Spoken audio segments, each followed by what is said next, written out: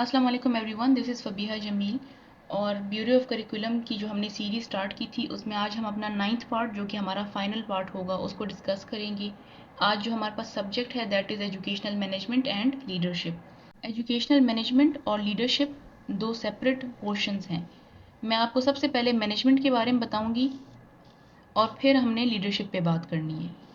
अब educational management में आपने पहले इसके एलिमेंट्स देखने हैं। डेफिनेशंस जैसे आप करते हैं, सेपरेट वेरिएबल्स की डेफिनेशन और फिर एक साथ डेफिनेशन करनी है। एलिमेंट्स आप कर लेंगे एजुकेशनल मैनेजमेंट की और उसके बाद प्रिंसिपल्स ऑफ एजुकेशनल मैनेजमेंट करेंगे। ये अगर हेनरी फ्योल के रेफरेंस से कर लें तो ज़्यादा अच्छा है।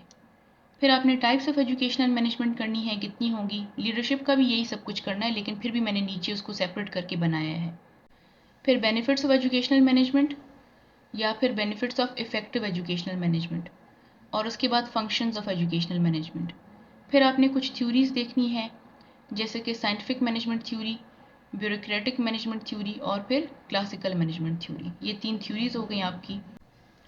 फिर क्योंकि ये स्कूल मैनेजमेंट है, एडमिनिस्ट्रेटिव मैनेजमेंट है, तो आपने इसमें कॉन्फ्लिक्ट मैनेजमेंट भी देखनी है, स्कूल की भी और क्लासरूम की भी।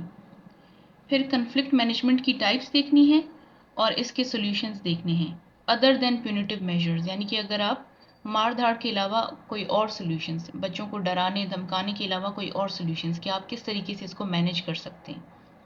फिर आपके पास है मैनेजमेंट ऑफ रिसोर्सेज, आप किस तरीके से रिसोर्स एलोकेशन और मोबिलाइजेशन करते हैं, उसकी आपने मैनेजमेंट देखनी है। और उसमें आप क्या क्या देखेंगे, फाइनेंशियल देखेंगे, ह्यूमन मैनेजमेंट देखेंगे और टाइम मैनेजमेंट देखेंगे। इसमें आपके पास पता होना चाहिए कि एकेडमिक ईयर कैसे बनाना है। जैसे हमने क्लासरूम में कहा था ना कि टाइम टेबल कैसे बनाना है, तो एकेडमिक ईयर यहाँ पे आ जाता है क्योंकि ये फिर ब्रॉडर पर्सपेक्टिव है।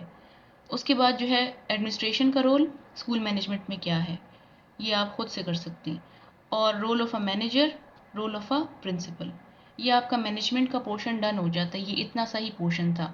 जो चीज़ें आपको लग रही हैं कि आपने देख के याद करनी है वो आप कर लें, बाकी जो लग रहा है कि मैं खुद से कर सकता हूँ या कर सकती हूँ उस पर फिर टाइम वेस्ट करने की नीड नहीं है। फिर लीडरशिप का पोर्शन आ जाता है, इसमें आपने डेफिनेशन और कॉन्सेप्ट देखना है। फिर लीडरशिप स्टाइल्स हैं आपके पास, ये आपने सारे करने। ये सारे स्टाइल्स हैं, इनमें से कुछ भी आ सकता है, कोई भी एक स्टाइल आ सकता है, तो आपको इन सब के बारे में पता होना चाहिए। और उसके बाद आपके पास लीडरशिप टाइप्स हैं, लीडरशिप थ्योरीज हैं, जितनी आप कर सकते हैं वो कर लें। और फाइनली आपके पास role of a leader, teacher leadership और इफेक्टिव लीडरशिप है। बस इतना सा पोर्शन है लीडरशिप का। अगर आप ये सारा सब्जेक्ट देखें ना तो ओवरऑल ये सब कुछ बनता है इस सब्जेक्ट में। इसमें कुछ ऐसा नहीं था जिसको मैं एक्सप्लेन करूँ आप लोगों के लिए। तो मेरी रिस्पॉन्सिबिलिटी यहाँ पे एंड हो जाती है। मेरी ये कोशिश थी कि मैं जितना आपको प्रॉपर तरीके से सिलेबस बता सकती हूँ वो मैं बता दूँ। और आई होप इस सीरीज़ से अगर आपकी 100% नहीं तो 50% या 60-70% ज़रूर हेल्प हुई होगी। I hope you people have found these videos resourceful for your self. If you have, kindly like, share and subscribe because this is the time when educational content needs to get promoted. Thank you so much.